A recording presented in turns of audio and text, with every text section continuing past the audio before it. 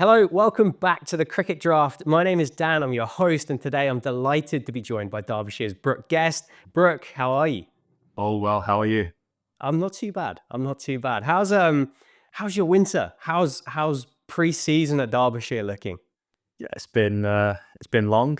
We're all chomping at the bit to get outside, back onto some proper pitches and off the artificial pitches inside. But the boys have all been training really hard. Obviously, we've had probably half of the squad's been away for a good portion of the winter so far. So I'm sure they're enjoying some sun in Australia and South Africa and some warmer climates. But the lads that have been here in Derby have been working hard, and we've had a good productive winter so far.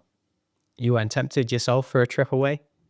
I was, but there was a few things that myself I wanted to work on technically and that, so I thought this year it'd be an ideal time to stay behind and iron out some creases.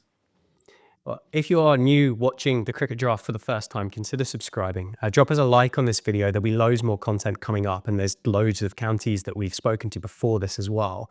So there's loads of stuff to stay involved with and learn about the season coming up. Derbyshire have got kind of one of the, if not the most iconic coach in county cricket, I think, in Mickey Arthur. How's his pre-season? What does his pre-season look like as a head coach compared to other head coaches that you've worked for? Is he what's he like as a guy to work with? Yeah, he's very passionate about the game, and has a very, in a way, an old school approach to how things work. But I think with a lot of counties training now, see, up until sort of Christmas and majority of January, it's very much a technical or development based training schedule. There's a lot of individualized training in terms of whatever you want to improve on or whatever, or develop new shots and new parts of the game. And then sort of from this month, February and March, it then becomes a lot more bat versus ball, a lot more competitive net sessions, trying to get the competitive juices flowing for when sort of end of March, start of April hits, that everyone's ready to hit the ground running.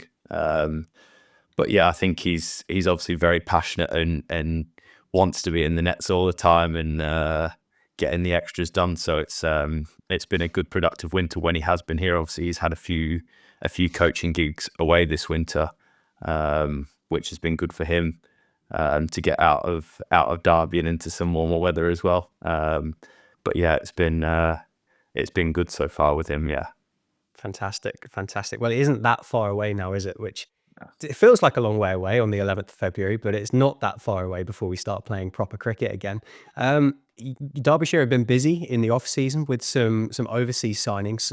Caleb Jewell and Blair Tickner, who returns in 2025. Fantastic thing for Derbyshire is the fact that the two guys are available for multi-format for the entirety of the season. How much of a positive is that to have those guys available for the entirety of the year? You know you're going to have those guys to rely on. You're not going to be kind of picking and choosing players for a couple of weeks here, a couple of weeks there. And to have Blair Tickner back as well, fantastic. Yeah, obviously having your overseas for a full season, it's a huge bonus to a squad. Obviously, in other teams or other times throughout our seasons, we've had overseas pop in and out at times when they've had either overseas international duty, should I say, or other competitions going on or whatever. So to have two overseas in your side, like you say, for 3 formats for the whole season, it's a massive bonus for the squad and the club, and the supporters to be able to watch two quality overseas players come in for the whole season. And obviously we saw a lot of tickers in the first couple of months of last season. He bowled well. Obviously, his stats probably didn't show how well he actually bowled in games. Few drop catches and whatever that happened. So hopefully this year we'll hang on to them and support his stats a lot more. And then obviously Caleb, a left-hander opening batter, hopefully can come in and solve a few problems that we had up the order, particularly in the red ball last season. So if he can come in and do what he does, and find some form early season, it's only going to be a bonus for us as a club. Yeah, absolutely. And some domestic signings as well. Two lads that you had on loan, I believe, at points last year with Jack Morley and Martin Anderson have now made a permanent switch up to Derbyshire. Adds a lot of depth and strength to the squad. Competition for places at Derbyshire in 2025? Yeah, definitely. Obviously, they give us different options as well. Obviously, Jack, obviously, we've got Alex Thompson, obviously, right arm off spinner. Jack obviously does the opposite, gives us chance to potentially use it as a strategic selection, as well as obviously competition for places. If they're both bowling well, we can use them both. Or if one's bowling better than the other, there's that competition for places. Which will keep pushing them to be better and pushing themselves to do as well as they can every game.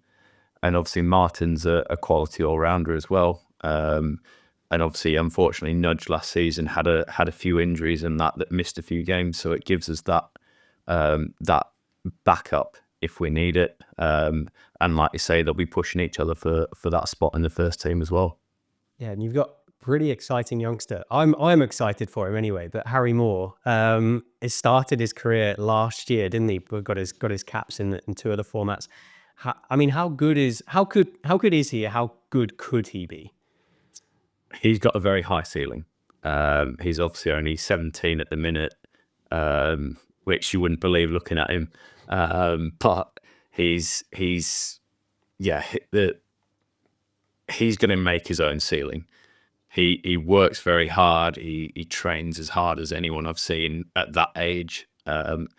And his desire and want to get better all the time is huge. His ability with both bat and ball that we saw last season towards the back end particularly, it's for his age, he's going to be a very good player. And as long as he can stay fit and on the park, who knows where he could go. He could be one of England's best if he does stay on the park for a long time. But yeah, I think we've seen a lot of what he can do with the ball, but he's a very good batsman as well. As we saw bits in the one-day competition where he sealed a few wins for us at the end. So he's got a high ceiling with both bat and ball. Yeah, an incredibly exciting young man. I just can't wait to see him play more. Let's talk about yourself a bit though before we move on to the targets of 25, and then we're going to talk to you about this kind of no budget fantasy cricket draft team that I'm sure you've been working hard on. You've got your notes down in front of you as well. But how much has cricket changed that much over the course of your career? Obviously, yourself, you're a wicketkeeper batter. A batter wicketkeeper can't be one or the other anymore. You have to be a genuine all-rounder in that role. Do you split your work 50-50 between the two of them? Does one take precedent over the other, or how does that work for you? Yeah, I try as best I can to be quite even. And I think it depends on the training session as well. Obviously, some sessions it's a lot easier to spend a lot more time batting. There's a few sessions at the minute where we're probably at Loughborough once a week, which is quite nice for me, having the extra length in the halls there that I can keep to bowlers a lot more. So in them sessions, I probably spend 2/3 of it keeping to bowlers and that. Whereas other sessions, when we're at Derby, I'll spend probably 2/3 batting because there's a lot more access to be able to bat there. So it's dependent on the session and where we are and what's available. So as much as I can, I try to even it out throughout the week as 50-50. But I'd probably say that overall, you probably spend a little bit more time batting in the end. And I think obviously there's probably more things to work on in terms of batting. Obviously, 3 different formats, developing different skills. Obviously, your techniques more for red ball and stuff like that. Creating more scoring zones for your white ball stuff. And your keeping probably stays, your basics stay the same for across all 3 formats.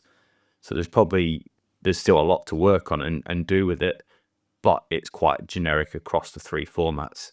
compared to your batting, which does alter between the three. Yeah, the switch hit reverse wicket keeping hasn't quite hit the ground yet, has it? But you never know. I mean, maybe it's coming in 2025. Speaking of 25 though, what are the targets? What are your targets personally? What are the targets for Derbyshire? I assume they've been spoken about, or you've spoken about those as a group with the championship and the Blast and the One Day Cup.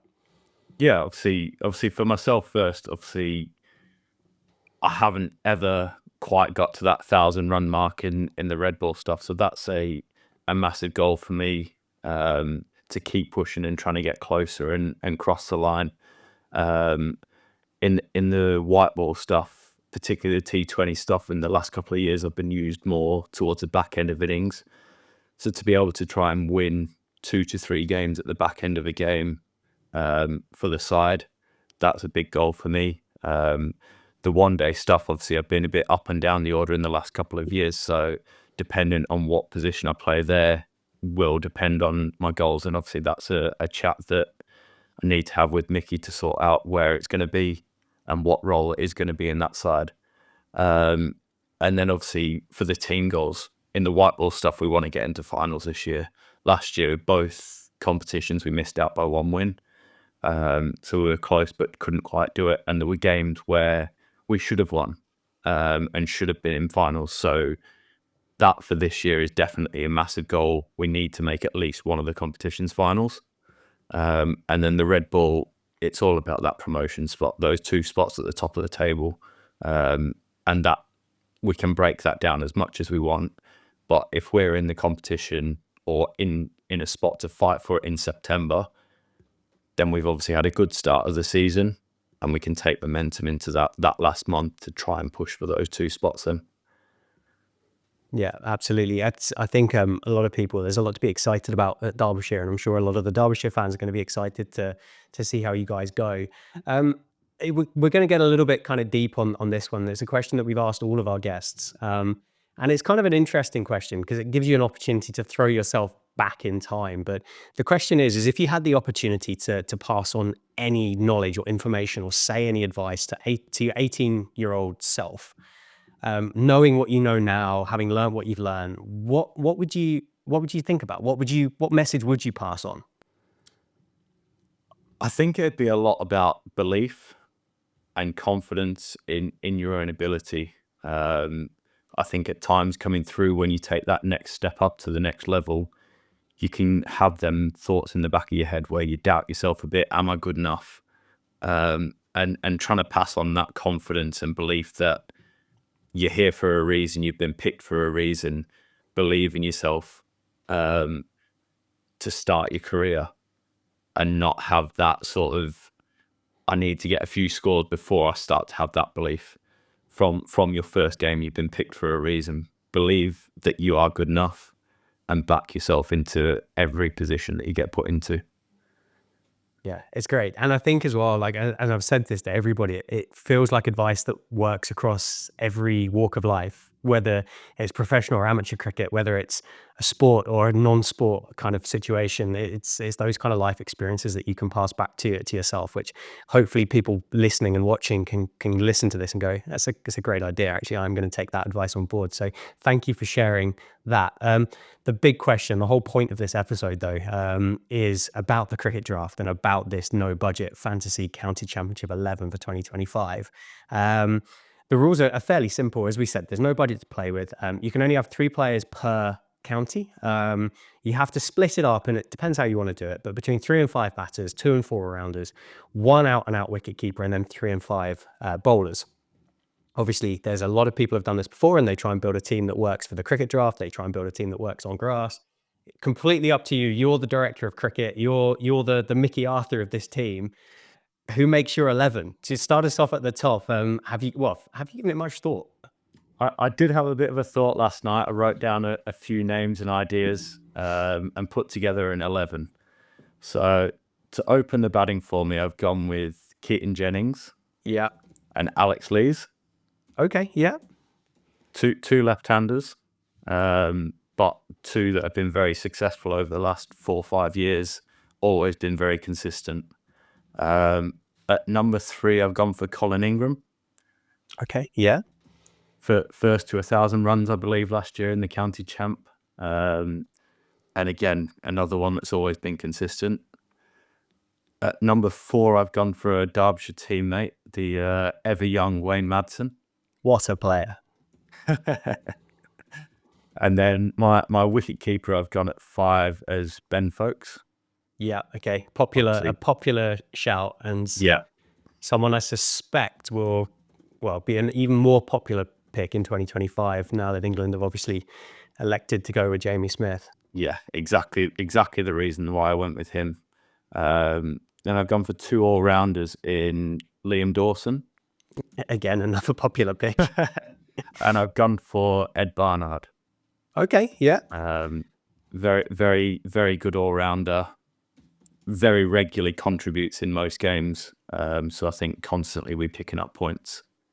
And then I've gone for my 4 bowlers. Obviously, Simon Harmer, one of the leading wicket takers every year in the Div 1. So no questions asked there, I don't think. And then his Essex teammate, Sam Cook. Yeah. Again, always taking wickets, and those two together in partnership for Essex. You can't ask for a better bowling duo of a spinner and seamer, I don't think. And then I've gone for Toby Rowland Jones.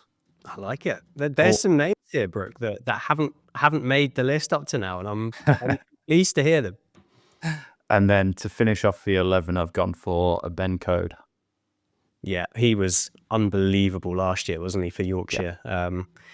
That promotion to Division 1, I suppose, might make those wickets slightly harder to come by than what they were in Division 2 last year, but that's a fantastic team. I will say, Alex Lees, Colin Ingram, Wayne Madsen, Ed Barnard, Toby Rowland Jones, and Ben Coed hadn't yet been mentioned in these fantasy teams up to now. So, yeah, that's fantastic.